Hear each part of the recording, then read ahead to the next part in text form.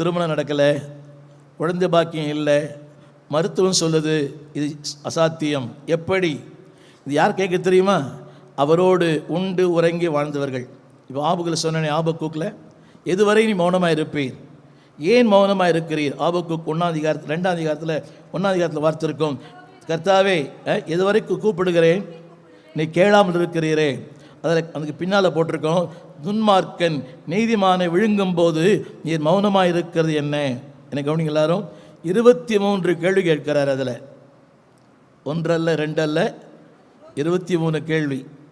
புரியவே இல்லை. இப்போ நீங்கள் சொன்னது உண்மையாக கூட இருக்கலாம். நீங்கள் கூட கை தூக்குனீங்களே, நீங்கள் தூக்கலை, ரைட், நீங்கள் என் கட்சி. இதை உணர்ச்சிப்பட்டு தூக்கியிருப்பீங்கன்னு நினைக்கிறேன். நான்லாம் கேள்வி கேட்ட ஒரு ஆள் தான்.